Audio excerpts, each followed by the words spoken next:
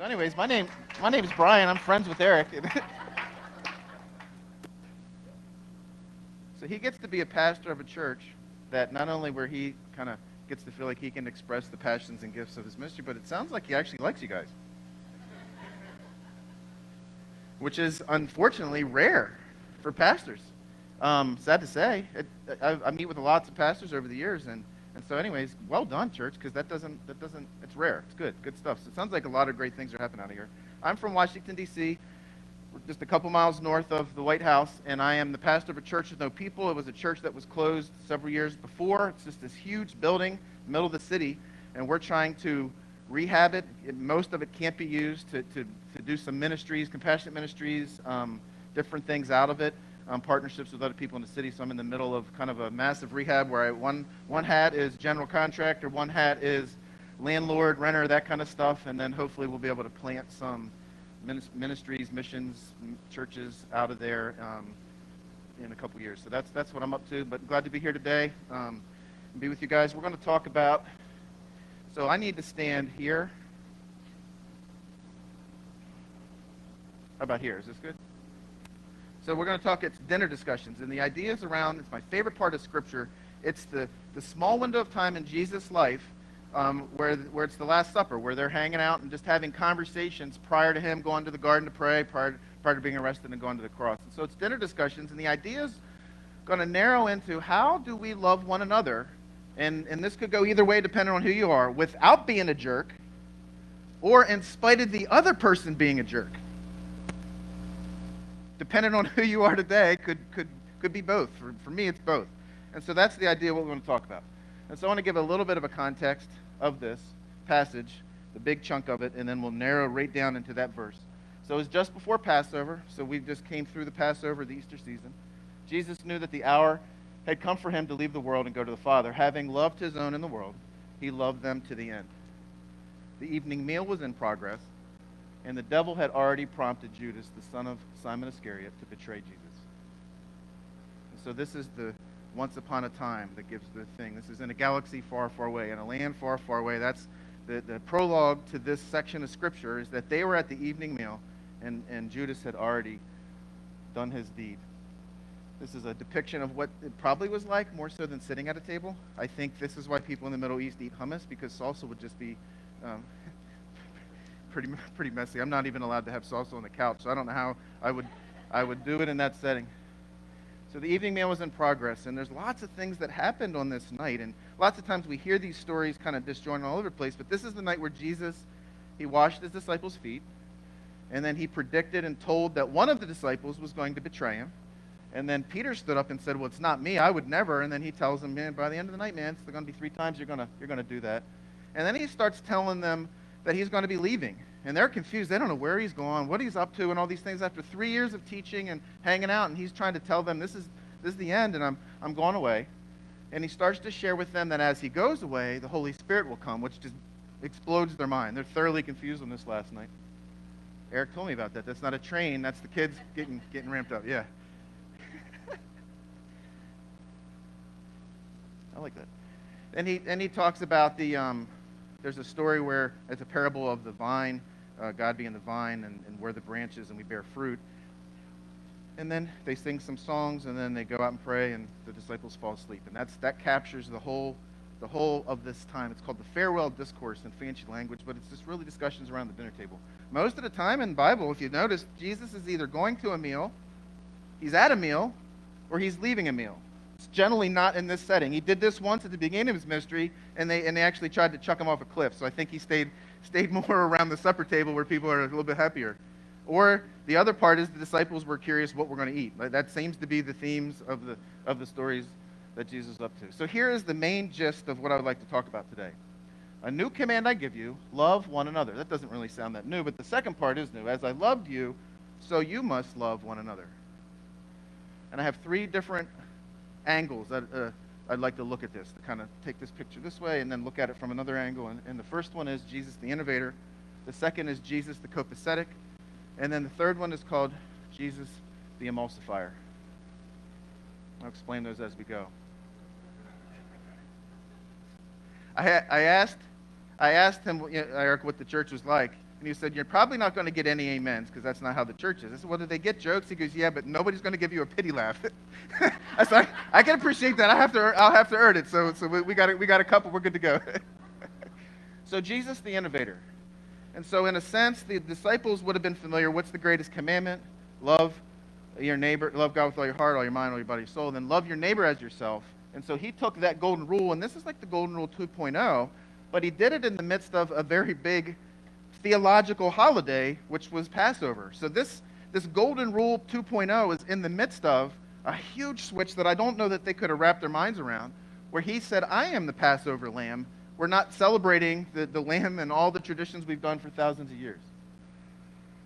And so in this language, which is different than ours, there are different words for the word new. I switch here so these people can read the screen for a couple minutes. And so this new is not the one that's in the passage. This new is chronological. So my brother is younger than me, so he's newer than me. Where this version new is an upgrade. So my brother's newer, but he's really not an upgrade. And so it's kind of like the iPhone came out in 2007. We've had calendars before. We even had phones that had emails before. We've had cameras. We've had alarm clocks. We had iPhones, but back then you had to take your iPhone and its cord, your phone and its cord and charger, a GPS and its cord and charger and all those things, where what was new was they were all in one place. And that was new. And I would say anymore, if you're like me, the phone is probably one of the least used features on the phone. And then it exploded to where all kinds of new things. Like at first, apps just seemed like games, where now they're almost like a necessity of life. And for me, my phone's probably replaced my laptop. It's replaced my guitar tuner. It's replaced a host of things that I would have never thought that I could just have in my pocket. It's replaced the calculator that my teacher said I would never have on me at all times. So math teachers, nanny, boo-boo to you, But it was a game changer. And that's what this is when he says, I have a new command. I have a game-changing command. It's not just chronologically newer. It is chronologically newer. But this isn't just an upgrade. This is a complete new system. You could almost make a case that this passage, love one another as I loved you, is the essence of the New Testament, and the other one is the essence of the Old Testament, is a summary of that. So he says, I have a new command. I have the Passover. I am the lamb. And this would have had to have blown their mind that in the midst of that, because think about it, I don't know if this would happen in your family, but what if you told them, we're not going to have turkey in next Thanksgiving? Even the people that don't like turkey might be offended. Even the people that don't like whoever cooks the dry turkey would say, no, even if it's yucky, we're still going to have turkey. I know when I said I'd rather have lasagna, I think my family thought I probably shouldn't be part of the family anymore. And that wasn't even like a theological thing. That was just a tradition thing. I remember when I first became a pastor, I came into a church that they were really big on production. So at Christmas time, they had a kids musical and a teen musical and an adult musical. And by Christmas time, I think everybody hated each other because we were there all the time. And I said, hey guys, you know what we're going to do? We're going to can this whole thing. We're going to scrap the whole calendar during the Christmas season, and we're just going to hang out and chill out and spend time with family. And they treated me like I was the Antichrist, because it was like to them, it was like we were throwing half the Bible out, even though nowhere in the Bible does it say celebrate Christmas, let alone celebrate Christmas with 3 musicals. By the 3rd year, they're like, oh, this is spectacular. We actually get to just rest, spend time with each other in casual settings and hang out and have fun and all those things. And I'm not saying you have to do that. I'm just saying that when we make changes as people, it's very, very difficult. But when it's wrapped in a religious setting, all of a sudden it kind of feels like different. Like we're almost bad, not just because we're changing, but we're changing like our interpretation of Scripture, when most of the time these things aren't even really in the Bible anywhere. But for these guys, it was. This was the greatest commandment, and Jesus was saying, I got a new version of it. The big thing that wrapped their identity around escaping Egypt and being a nation, Jesus was saying, we're not celebrating that lamb anymore. We're celebrating me as the lamb. That must have blown their mind. That was the new command. If you've ever been an innovator and changed things, I'm going to step away for a second, you would know the feeling of that guy. The light bulb in the midst of the candles, singing This Little Light of Mine. And I think that Jesus probably felt similar to that, not just with the people who are getting ready to crucify him, but even in that room that night. Maybe not because they adamantly disagreed. They just didn't understand it. And then he must have been like, oh, man, I've said this. How many times am I going to say this? Probably one more. Twice for Peter. This is an old concept. It was a book, I think it might have came out in the 90s, called Love Languages. And this would be a practical way, I think, that we can love other people as Christ has loved us. Because lots of times we go to he died on the cross, and we need to die on a cross. And I think figuratively that's true. I would hope that most of us aren't called to that ministry. But since we're going to live our full life out, how do we love as Christ loved? And I think this is one tangible way to do it. And so there's 5 love languages in this concept. And what the book says, what the ideas say, is that each of us kind of primarily has 1, maybe 2. And what I have found is usually it's different than our spouse, which makes things interesting. And so here would be an example of receiving gifts. Here's a taco. And so if you are a gift person, you would feel loved. If you're not, you're like, thanks for the taco. If it's words for affirmation, man, your taco, they might be the best tacos I've ever had. And again, if I'm the cook, hey, thanks, I appreciate it. But if that's my love language, wow, they got me. They got it. Acts of service. Hey, Brian, I've made you tacos. That's my love language. Both ways. If you were to make me tacos, we would be friends for a long time. It would cover a multitude of sins. This is my wife's love language, physical touch. She hates that slide, but I think it's hilarious. Let me hold you like a taco, a little sideways, a little. And quality. Hey, let's go out for some tacos. So my primary ones are acts of service and quality time. Her primary ones are words of affirmation and physical touch. And so I will serve her to death. And she'll appreciate it and not feel loved. And she'll keep telling me, hey, she tells me all the time how much she loves me. Which, it's all right, you know.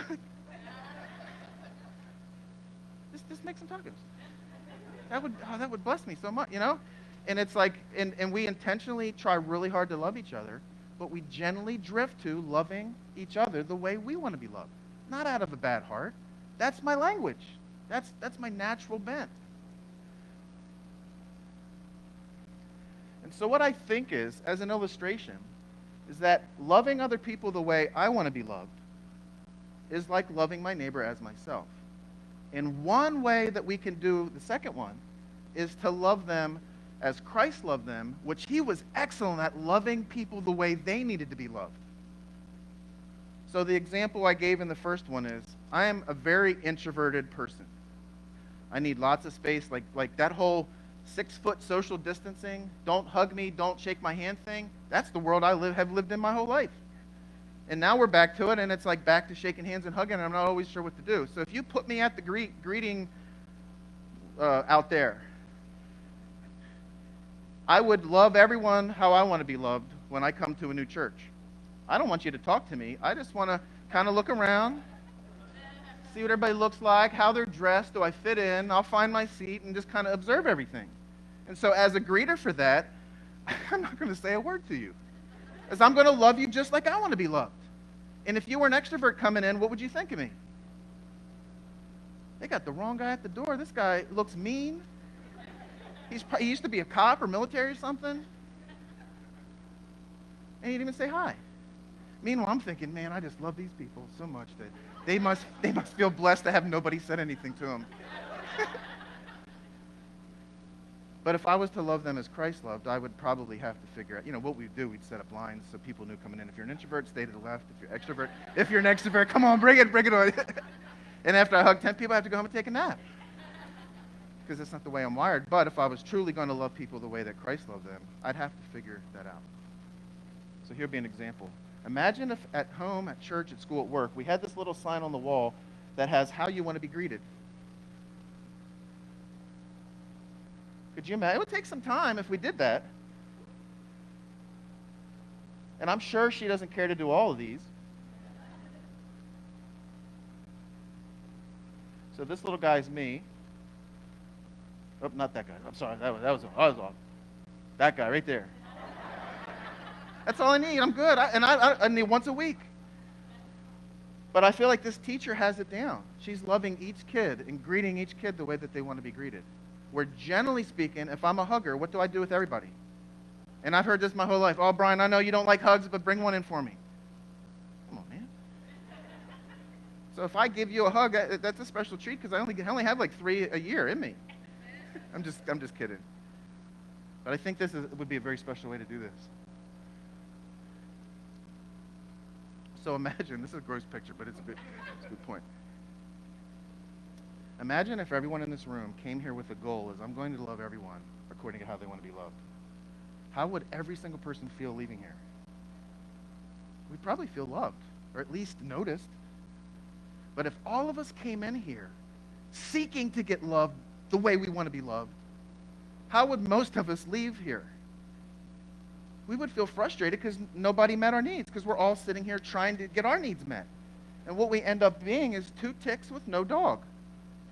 We just suck the life out of each other, demanding that you love me the way I want to be loved, where Christ is saying, no, there are no demands. The only demand is Christ saying, I want you to love everyone else the way I loved you, which is to love you the way you are.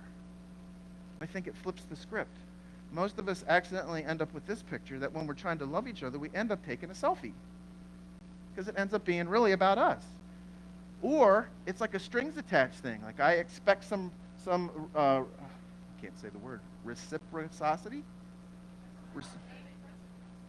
If everybody says it like at different times, that would help me out. That would If you give it, you want something back.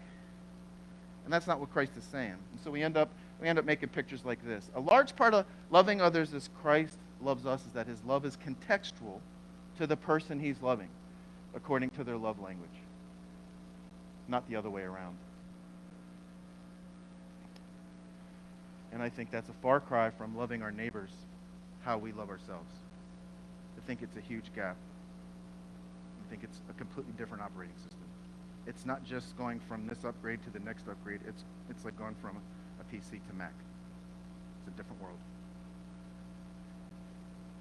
Does anybody ever go from Mac to PC? Just out of curiosity. I think it's yeah. So I guess sometimes it's work. But anyway, I'm sorry. I didn't mean to start a fight. We'll fight later. I'll have one later on for that. But it just popped in my mind.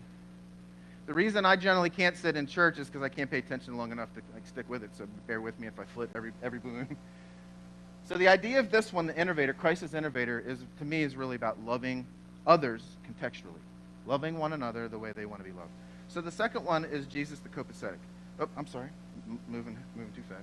So I'd like to stop here. Instead of praying at the end, I'd like to stop at each one and give you a chance just to be quiet and reflect. This is how I see myself. I don't know if it's in my imagination or if it's true, but just one-on-one with Christ over a cup of coffee, where he's asking me a question, and I have to think about it and then talk back. That, to me, that's how I pray.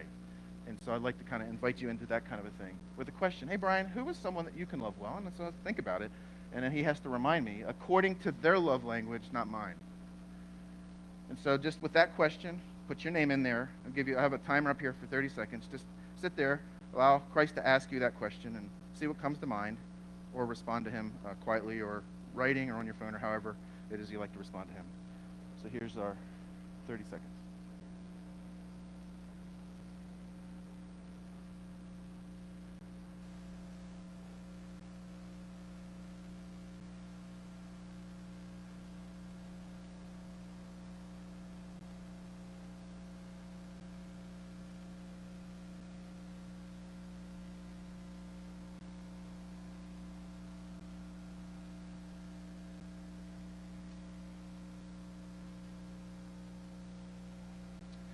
So we are off to the second thought on this verse.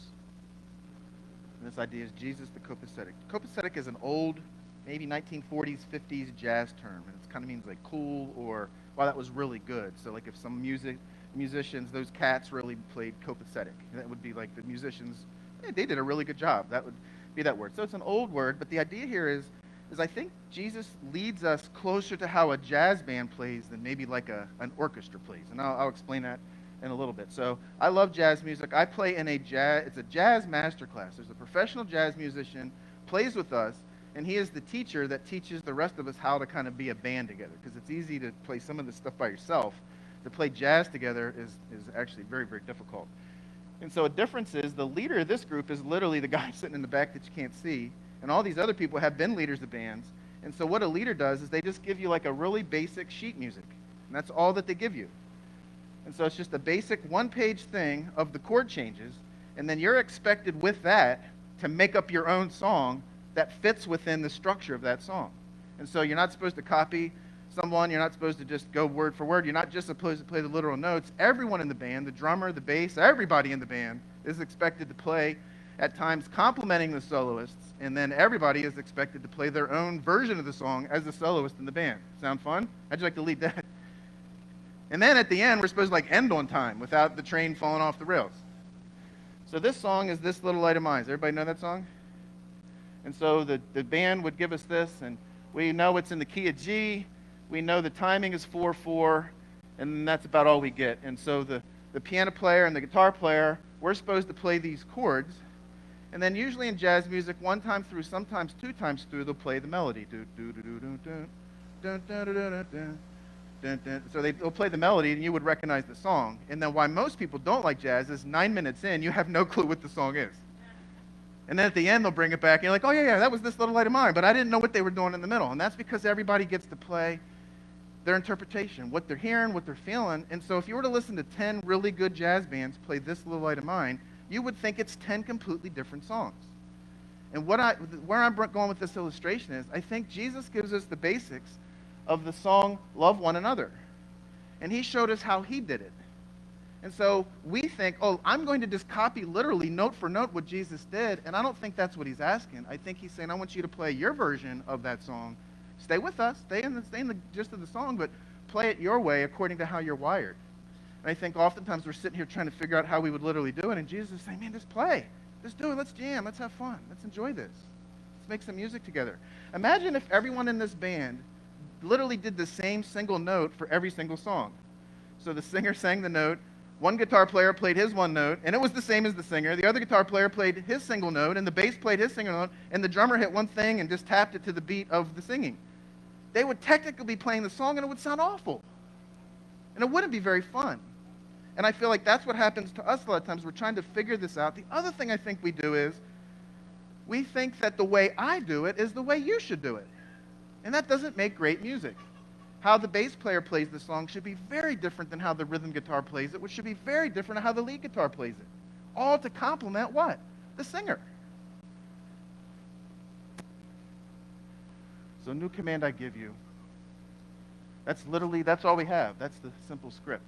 But in the Bible, there are 100 one another's, which is like 100 different flavors of loving one another. Wasn't a good idea to wear a sweatshirt today. Upon reflection. I'll know that for next time. Hey, do I get a shirt? That'll be my second time next time. I guess I got to fill out the card, huh? And so some of us are really good at greeting one another, and some of us are good at spurring one another on to good deeds. You ever thought of that's like a spur, like a horse spur in the ribs? That's somebody's gift. Hopefully not too many, right? That would stink.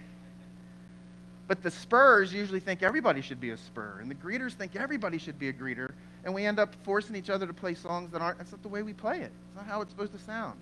And so how do we, as a group of people, love one another? It's not just my job for me personally. We are the body of Christ. How do we collectively love one another? So I think Jesus is saying to the band, man, let's jam. I'll show you how to play it, and then you play your turn, and when you're playing, we'll compliment you, and then we'll come back together at the end. For him, the whole body joined and held up together by every supporting ligament grows and builds itself up as love, as each one does its part. Well, I think that could be a beautiful expression as love, but not if we only think it's up to me, or it's my way, or it's the only way. It's all of us together mutually doing that thing that makes it beautiful. Here's a quote from Bishop Desmond Tutu that I like a lot. I don't know if I'm pronouncing this word. I've never heard it out loud. Ubuntu is the essence of being human. We say a person is a person through other persons. You can't be human in isolation. You're human only in relationships. So we say that I need you to be all of who you are in order for me to be all that I am, because no human being is totally self-sufficient. In fact, a self-sufficient human being is subhuman. That we just put ourselves in the animal kingdom, like as an animal, not as a Homo sapien. And this isn't saying we're just dependent on, there's an interdependence. If you want to be human, we're not going to be able to be human in isolation. It'll be that we are human together. I think a thing that's happened, I don't know if it's around the world, but I notice it a lot in our culture and in our context, is that a lot of people just think Christianity it's just a personal relationship with Jesus back and forth. And so we touch down and we do these types of things, but it's really all about me and Christ. I just am doing it in a collection of people. It's kind of like with little kids. They often play together, but they're playing parallel. They're not really playing with each other. They're just playing in the same sandbox. But once one plays with the other toy, what happens? Oh, it doesn't go so well because they don't know how to share yet. We have to teach them that. And so I think that happens in church a lot. We do Christianity parallel, but we don't really always do it together. And I think it looks more like this. Of course, there has to be a relationship with Christ to be a Christian. And so each person has that. But then because of that relationship and the love we've experienced, we then can do it with one another. Because the verse is to love one another, not just love Jesus and that's it. There has to be another person for me to be able to live this thing out with. And the way that we love a person that isn't connected is more of a group effort. So the person with the blue gifts and talents, or I don't know what that is, grayish, greenish, the different skills, the different instruments, the different passions, the different things, collectively, it takes all of this to love that person, not just one to the other. So an introverted, non-greeting greeter could be just as much a blessing as the extroverted greeting greeter, because it takes all of us to love everybody. And we might learn some things. I might notice things that the extrovert doesn't, and vice versa. So the question is, what version of church is Impact subscribed to? The top, the individual one, or the group effort? Probably everybody says the group effort, but then the people who are actually doing the group with all the effort say it's just us and the other people aren't doing stuff. So just something to think about. So that's Jesus the copacetic. And in summary for that one, it would be to love one another with one another. So it's not just me loving you, it's us loving another group of people. So the last one is Jesus the emulsifier. But I keep forgetting about this prayer time. So another 30 seconds, connect with Jesus around that one. Hey, Brian, who are some people you can love others with? Again, 30 seconds. Think about that. Is it your family, friends, people in church, people in your neighborhood? I'll give you 30 seconds.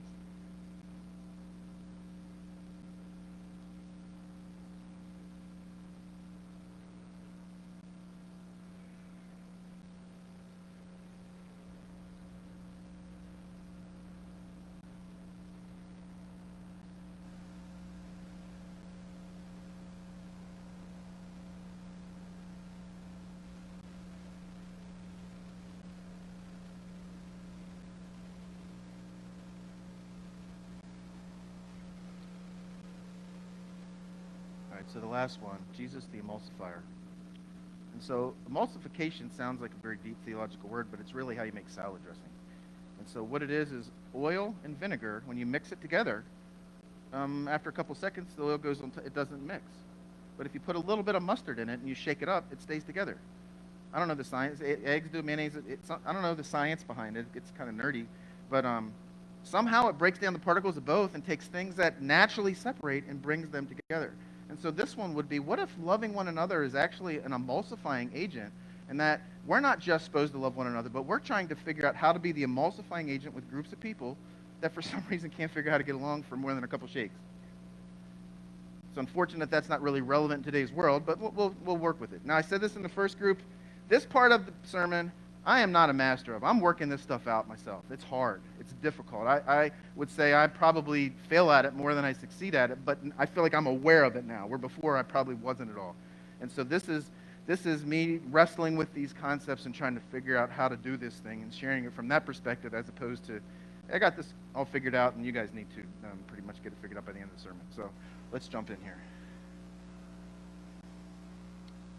Jesus has two different groups of people. Neighbors. So this is, hey, how do I get to heaven?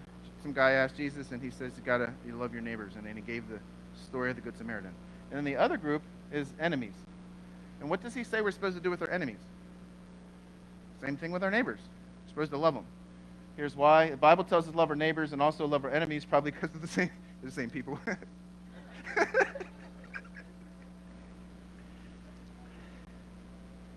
is a lousy verse. I would like to highlight this one with my black Sharpie. So this is Matthew the tax collector wrote this one. You've heard that it was said, love your neighbor and hate your enemy. But I tell you, love your enemies and pray for those who persecute you, that you may be children of your Father in heaven. There's one for you. Somebody says, how do you get to heaven? Well, one verse says you got to pray for your enemies. I never heard that before. He causes the sun to shine on the evil and the good and sends rain on the righteous and the unrighteous. If you love those who love you, what regard will you get? This is Matthew the tax collector saying that. Even the tax collectors do that. If you greet only your own people, what are you doing more than others? Don't even the pagans, don't even the people, not the biker gang, but don't even the people who don't believe in God believe that. Or the people who believe in lots of gods. Be perfect, therefore, as your heavenly Father is perfect. So he equates perfection here not with never making a mistake, but with the ability to actually love and bless our enemies. So have you guys ever seen this, the famous picture of Jesus in the Last Supper? And so I don't know if Jesus walked in a restaurant, hey, what's up, Jesus? How you doing? I'm doing all right. What do you need? We need seating for 13, all facing the same way. Put a couple tables together, see what we can do. That's my one conclusion. The other one, I've wondered this. Maybe one lady got up to go to the bathroom and they all left, and then that's when the picture was taken. That theory doesn't hold a lot of water. I think it was just a weird painting. But it depicts all the disciples on the last night in the midst of this conversation that we're having. So here it is. Jesus is telling this group of people, love, a new command I give you, an upgrade, a completely different operating system. Love one another as I loved you, so you must love one another. And we got two people sitting here, especially, that would have had difficulty with this. The first is Matthew. He was a tax collector. And in that day, that wasn't just like the IRS guy. Emperor Rome was the oppressive regime over the nation of Israel.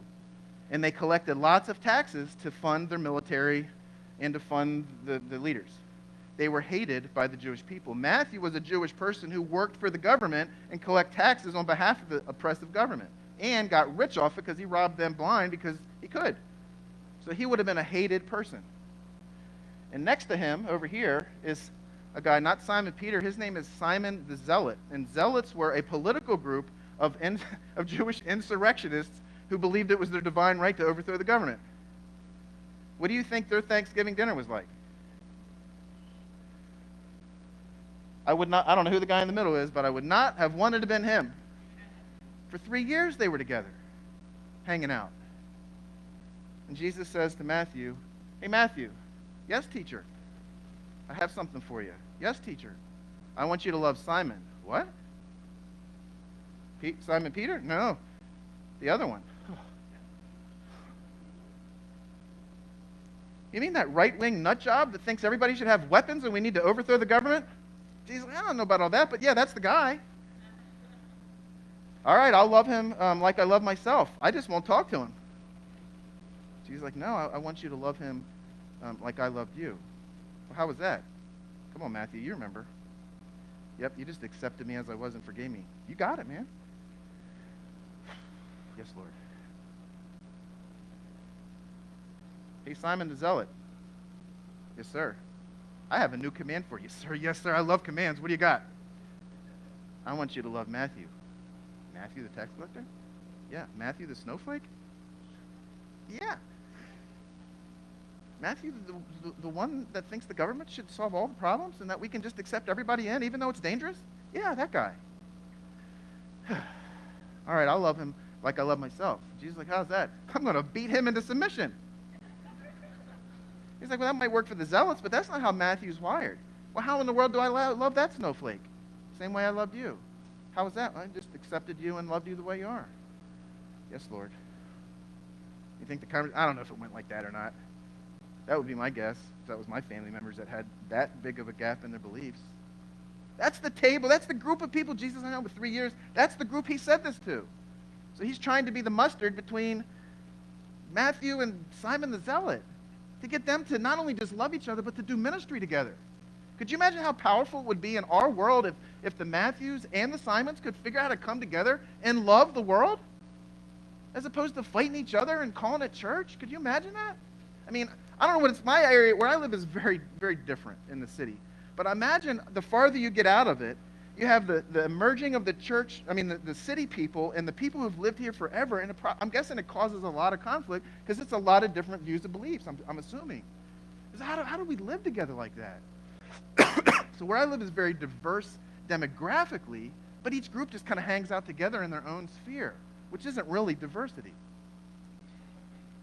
So let's put this in a contemporary context. I spent all my adult life in the Philadelphia area, and I lived in South Jersey.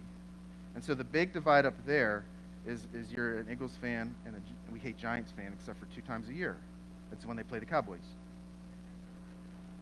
So like if I showed up here in a Pittsburgh Steelers jersey, I would imagine Pastor Eric would probably show up and kick me out.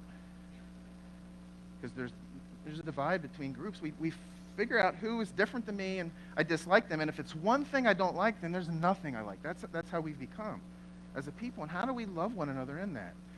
And so a thing that I've noticed is people where I lived in New Jersey did not like the people in the city next to us. But yet if you took both of us to North Jersey, all of a sudden we're from South Jersey and they're from North Jersey and we don't like those people. But if you take any two people from New Jersey and put them in another place, we're from Jersey and we know no one likes us and we don't care because we don't like them either.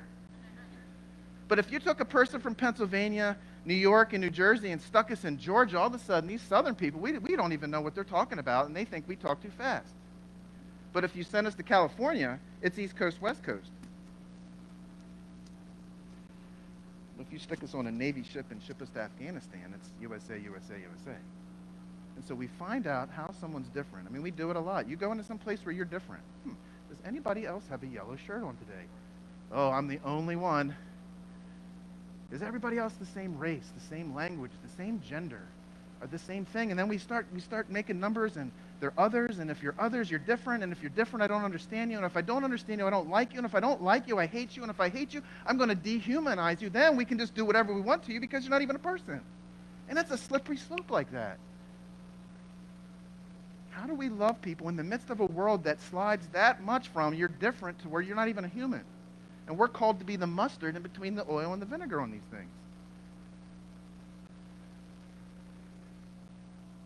How do we be the mustard between these guys?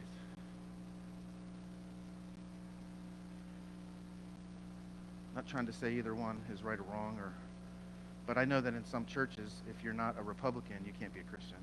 And then I know if you're in some churches, if you're not a Democrat, you can't be a Christian. And what does Jesus say on that? Love one another as I love you.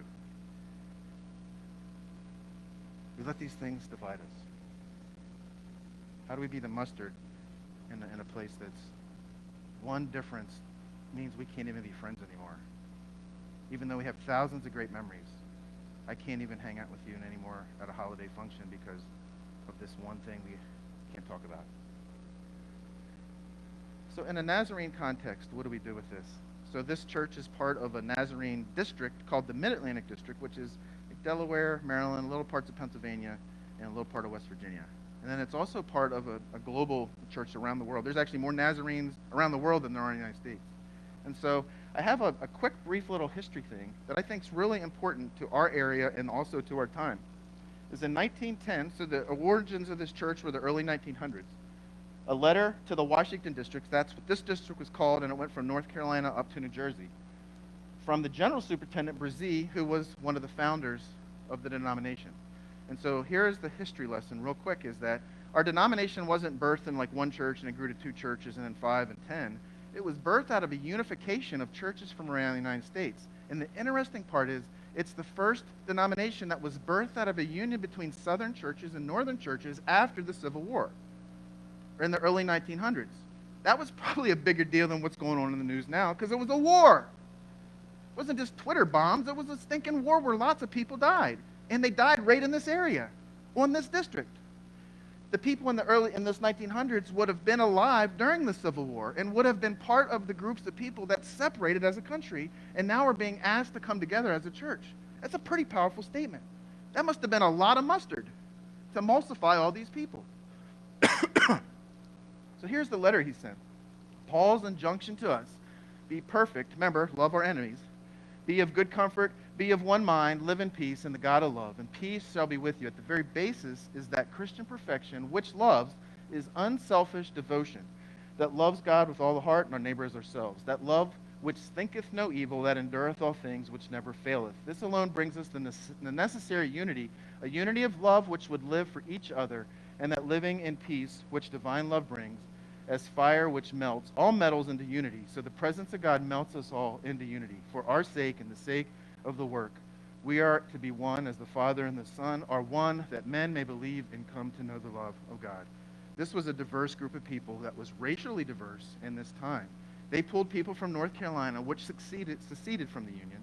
They pulled Maryland, which had slaves but didn't secede. And then you had Pennsylvania, which was on the Union. These are the same group of people that fought that war that came together to be a church. And so what I'm wondering, churches, is there some way we can do the same things today with all the goofy differences that we have that we fight over?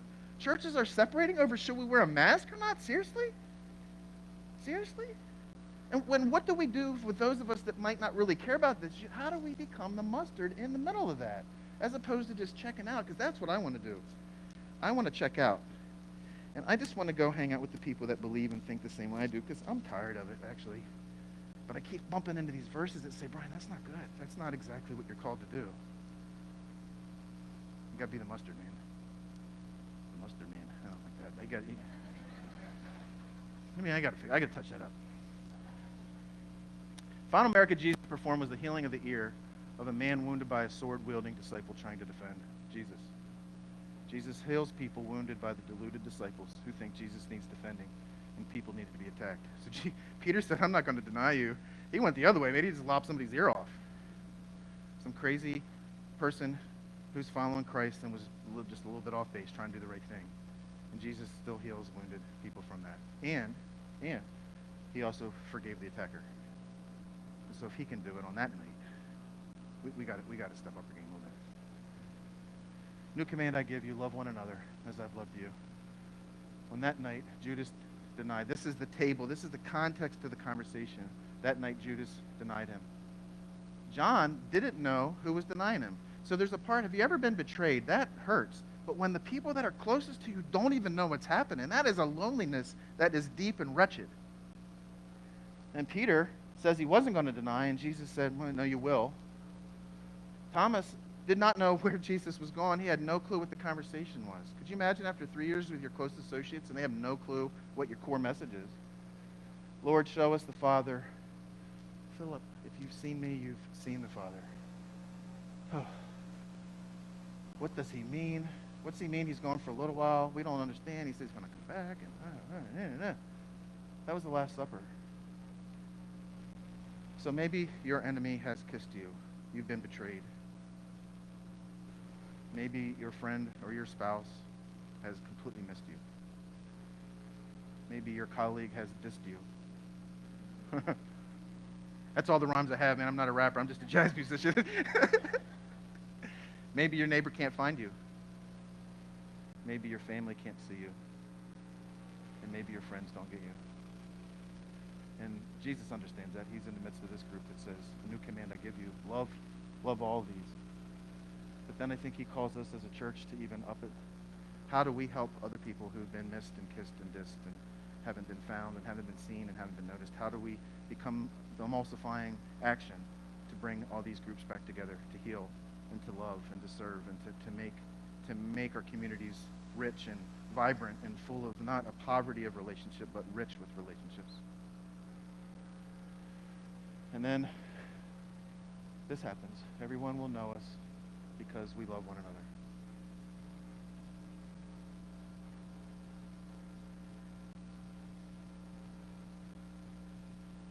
So here's my closing prayer. We'll sing a song and then end that way, but this is my closing, a blessing. A benediction is a prayer of blessing to you. So I'd just like to read it to you. May you experience the everlasting love of Jesus. May you be rich in your receiving, but also in your giving of love.